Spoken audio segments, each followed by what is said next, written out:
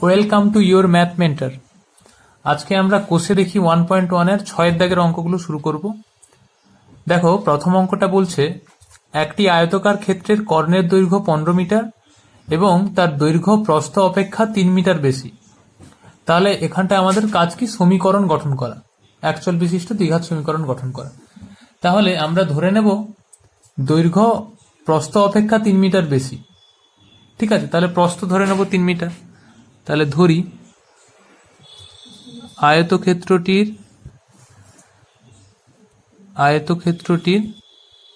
প্রস্থ সমান x metre. তাহলে দৈর্ঘ্য কত হবে? 3 মিটার বেশি বলছে, তাহলে x প্লাস 3 মিটার। আচ্ছা, আমরা জানি আয়তক্ষেত্রের কর্ণের দৈর্ঘ্য সূত্র জানি আমরা। আয়তক্ষেত্রের কর্ণের দৈর্ঘ্য কি হয়? রুট ওভার অফ দৈর্ঘ্য স্কোয়ার প্লাস প্রস্থ স্কোয়ার সমান, এখানটায় কি লিখতে পারি? দৈর্ঘ্য কত? এক্স প্লাস 3 তার হোল স্কোয়ার, প্রস্থ এক্স তার হোল স্কোয়ার। কর্ণের দৈর্ঘ্য এককটা কি হবে? মিটার।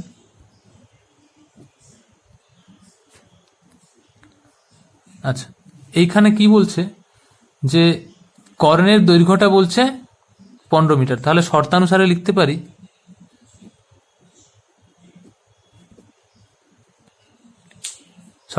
তাহলে বলতে পারি root over x plus 3 whole square plus x এর whole square is equals to, এটা কর্ণের দৈর্ঘ্য, আবার এইটা সমান বলা আছে 15 মিটার, তাহলে এইটা সমান 15। এবারে এইটাকে সমীকরণ দেখো, আন্ডার রুট আছে, এটা রুট তাড়াতে হবে, তাহলে উভয় পক্ষে বর্গ করব। তাহলে আগে বর্গ করে দিই, তারপরে লিখছি। বর্গ করলে কি হবে? রুট সাইনটা উঠে যাবে, এটা এক্স স্কোয়ার করে দিচ্ছি, এটা হয়ে যাবে 15 স্কোয়ার। এখানে লিখে দেব উভয় পক্ষে বর্গ করে পাই। তাহলে এটা কি লিখব? এটা এ প্লাস বি হোল স্কোয়ারের সূত্র, a square plus 2 into a into b plus b square plus এটা এক্স স্কোয়ার, আর 15 স্কোয়ার হয় 225। বা দেখো, x square plus x square 2x square, 3 2 6, 6x plus 9, এদিকে হচ্ছে 225। বা সবকে একদিকে আনবো, তাহলে 2x square plus 6x plus 9 minus 225 is equals two 0। বা 2x স্কোয়ার প্লাস 6x, এটা হবে মাইনাস 216। বা 2 দিয়ে ভাগ করলে x square plus 3x minus 108 equals to 0। এটাই তাহলে হয়ে গেল আমাদের নির্ণেয় দ্বিঘাত সমীকরণ, একচল বিশিষ্ট দ্বিঘাত সমীকরণ। ওকে, দেখো দ্বিতীয় অঙ্কটা বলছে এক ব্যক্তি 80 টাকায় কয়েক কিগ্রা চিনি ক্রয় করলেন। যদি ওই টাকায় তিনি আরো 4 কিগ্রা চিনি বেশি পেতেন, তবে তার কিগ্রা প্রতি চিনির দাম 1 টাকা কম হতো। কি বলছে? তাহলে আমাকে এখানটায় দেখো, প্রথম লাইনে বলছে এক ব্যক্তি 80 টাকায় কয়েক কেজি চিনি কিনেছেন। তাহলে আমাদের ধরে নিতে হবে যে 80 টাকায় কয়েক কেজির জায়গায় ধরে নেব এক্স কেজি চিনি ক্রয় করলেন। তাহলে ওটাই লিখব। ধরি তিনি 80 টাকায় এক্স কেজি চিনি কিনেছিলেন। হলো। তাহলে এখানে আমরা লিখতে পারি এক্স কেজি চিনি কিনেছেন 80 টাকায়। তাহলে 1 কেজি চিনি কিনবেন কত টাকায়? 80/x টাকায়। ওকে, এবার দেখো বলছে যদি ওই টাকায় তিনি আরো 4 কিগ্রা চিনি বেশি পেতেন। কোন টাকায়? না 80 টাকায় এক্স কেজি চিনি কিনেছিলেন, এখন বলছে ওই টাকায় মানে 80 টাকায় আরো 4 কেজি চিনি বেশি কিনবেন, মানে এক্স কেজি তো আগে কিনেছিল, এখন আরো 4 কেজি বেশি কিনছে, মানে এক্স প্লাস 4 কেজি। তাহলে এখন আমরা লিখতে পারি, এখন 80 টাকায় চিনি কেনেন আরো 4 কেজি বেশি বলছে, মানে কত, এক্স প্লাস 4 কেজি। তাহলে উল্টে লিখছি, এক্স প্লাস 4 কেজি চিনি কেনেন কত টাকায়, সেই 80 টাকায়। তাহলে 1 কেজি চিনি কেনেন কত টাকায়, 80/x প্লাস 4 টাকায়। দেখো দুটোতেই আমরা 1 কেজি চিনির দাম বের করলাম। এখন 4 কেজি বেশি পাওয়া যাচ্ছে, মানে এখনকার 1 কেজি চিনির দাম নিশ্চয়ই আগের থেকে কম। আগে যত পাওয়া যাচ্ছিল এখন তার থেকে নিশ্চয়ই বেশি পাওয়া যাচ্ছে। তাই 1 টাকায় 1 কেজি চিনির দাম আগে যা ছিল, 1 কেজি চিনির দাম এখন নিশ্চয়ই কি হচ্ছে। দেখো এইখানে একটা জিনিস মনে রাখবে, কোনো সংখ্যাকে, ধরো এই 80 দিয়েই বলছি, 80 দিয়ে এক্স কে ভাগ করলে যা হবে, 80 দিয়ে যদি আমরা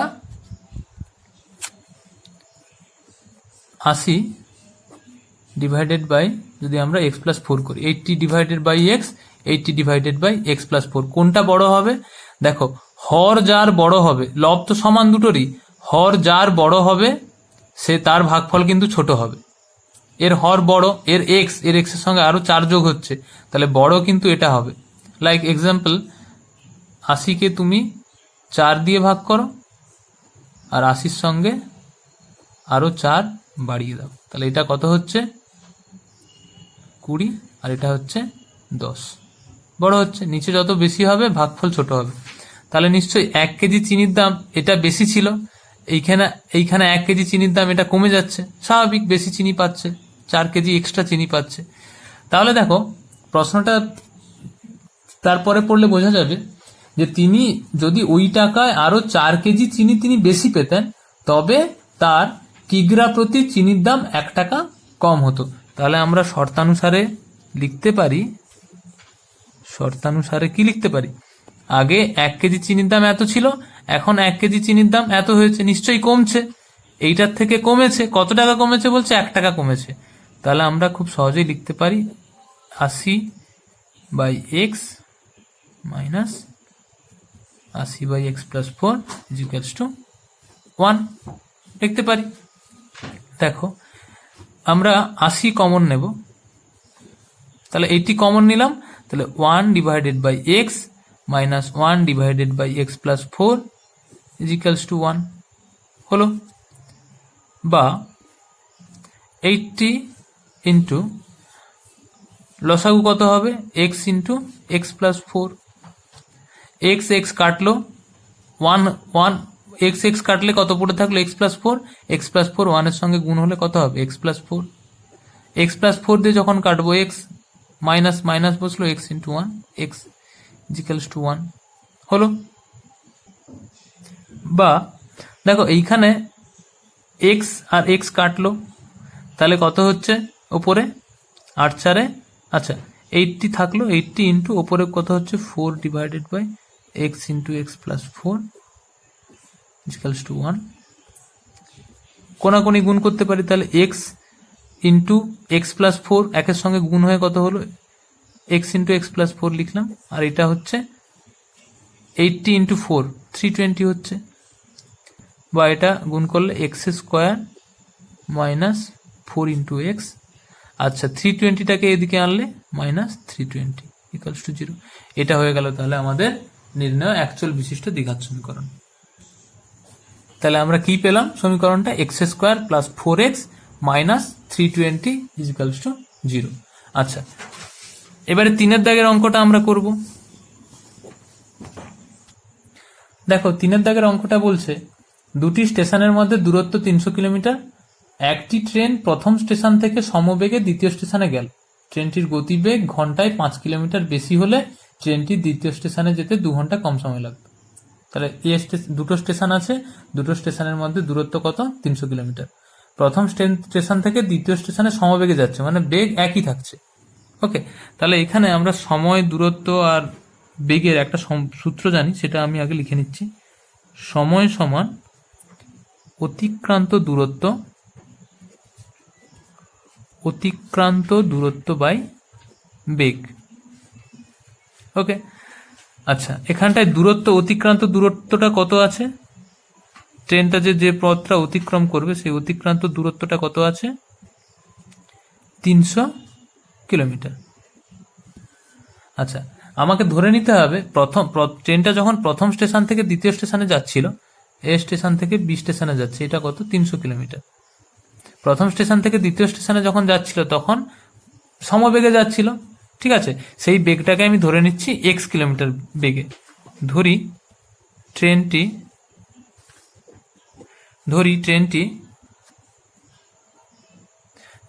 মানে প্রথমে লিখে দিই, প্রথমে ট্রেনটির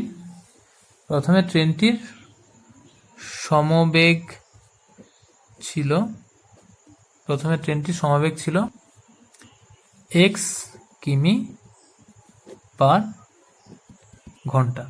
হলো। আচ্ছা, তাহলে প্রথমে সময় লাগতো কত? তাহলে প্রথমে সময় লাগতো, সেই যে সময়টা, সেটা কত না অতিক্রান্ত দূরত্ব বাই সময়, তাহলে 300/x, এত সময় লাগতো। আচ্ছা,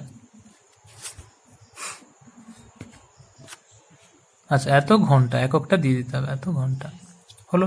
এবারে দেখো, বলছে ট্রেনটির গতিবেগ ঘন্টায় 5 কিলোমিটার বেশি হলে, ট্রেনটির গতিবেগ ঘন্টায় 5 কিলোমিটার বেশি হলে, দেখো ঘন্টায় 5 কিলোমিটার বেশি বলছে, তাহলে বেগটা কত হবে? x+5। গতি হলে সময় কত লাগবে? আচ্ছা, তাহলে লিখে দিই, ট্রেনটির গতিবেগ ঘন্টায় 5 কিলোমিটার বেশি হলে গতিবেগ হবে x সমান x+5 কিমি পার ঘন্টা। তাহলে এখন সময়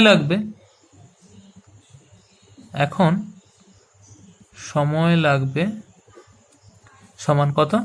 300, অতিক্রান্ত দূরত্ব তো একই আছে 300 কিলোমিটার, সেটাই আছে, ভেলোসিটিটা বেড়ে গেছে, কত হয়েছে এখন? x+5।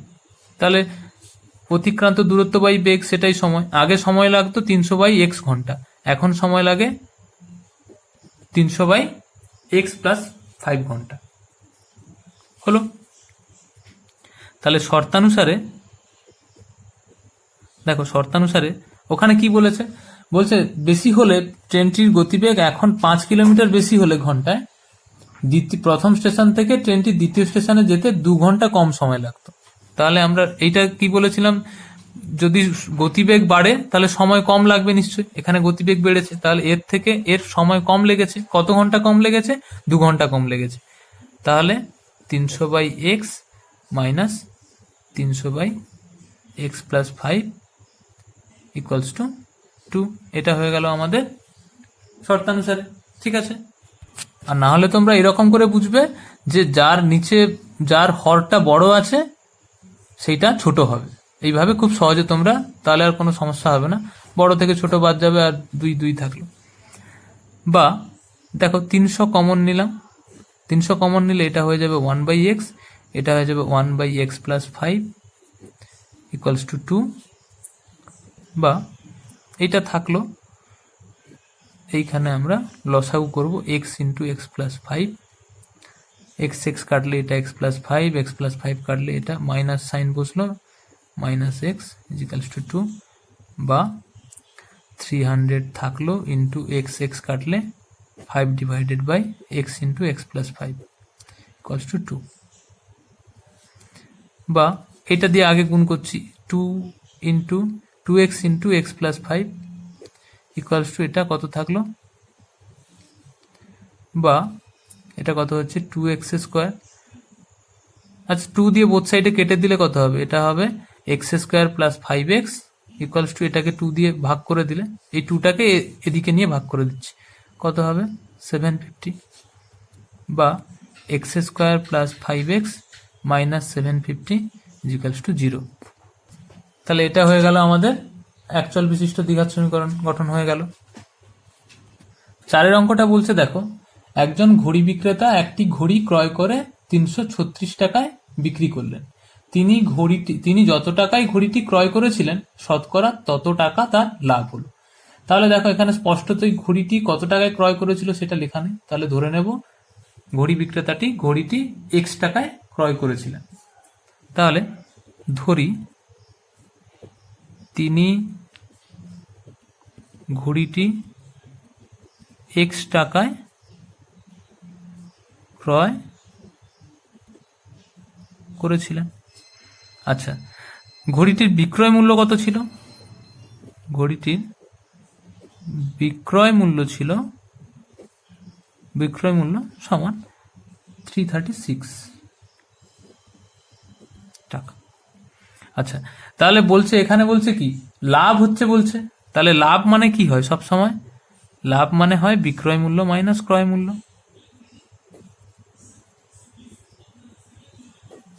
তাহলে সমান কত হবে 336 মাইনাস x, এত টাকা। তাহলে ঘড়ি বিক্রেতাটির লাভ কত টাকা হয়েছে 336 মাইনাস x টাকা। এবারে দেখো শর্তানুসারে যেটা দিয়ে তৈরি করব সেটা কি বলছে, তিনি যত টাকায় ঘড়িটি ক্রয় করেছিলেন শতকরা তত টাকা লাভ হলো। ঘড়িটি ক্রয় করেছিলেন কত টাকা লাভে এত টাকা, শতকরা তত টাকাই লাভ হয়েছে। তাহলে শতকরা লাভের সূত্র কি? শতকরা লাভের সূত্রটা শতকরা লাভ সমান মোট লাভ, বা লাভ লিখতে পারো মোট লাভ বাই ক্রয় মূল্য। লাভ ক্ষতি সবসময় ক্রয় মূল্যের ওপর হয় যদি না বলা থাকে, যদি না বিক্রয় মূল্য মানে কিছু না বলা থাকলে ক্রয় মূল্যের ওপরই লাভ ক্ষতি হয়। আচ্ছা, তাহলে মোট লাভ কত হয়েছে এখানে 336 মাইনাস x ডিভাইডেড বাই ক্রয় মূল্য কত ধরেছিলাম x টাকা ইন্টু 100। এটা তাহলে কি তার শতকরা লাভ। শর্তানুসারে তাহলে কি বলেছে দেখো, যত টাকায় ঘড়িটি তিনি ক্রয় করেছিলেন শতকরা তত টাকা লাভ হয়েছে। তাহলে শতকরা লাভ কত এইটা, আর কত টাকায় ক্রয় করেছিলেন x টাকায়, তাহলে এইটা সমান x। তাহলে লিখতে পারি শর্তানুসারে 336 minus x divided by x into 100 is equals to x। এটা আমরা লিখতে পারি, বা এইটা লিখতে পারি 336 মাইনাস এক্স ইন্টু 100। এই এক্সটা ওদিকে চলে গেল, এক্স ইন্টু এক্স কোনাকুনি গুণ হলে কত হবে এক্স স্কোয়ার হলো। বা সবকে আমি এটাকে যদি গুণ করি এটা কত হবে 33600 minus 100x minus 100x equals to x square. সবকে ওইদিকে নিয়ে যাচ্ছি, তাহলে এক্স স্কোয়ার 100xটা এক্স স্কোয়ারের দিকে এলে প্লাস হয়ে যাবে আর এটা মাইনাস হয়ে যাবে সমান 0। তাহলে আমরা পেয়ে গেলাম অ্যাকচুয়াল বিশিষ্ট দ্বিঘাত সমীকরণ। এখন তাহলে এই পর্যন্ত, গুড বাই।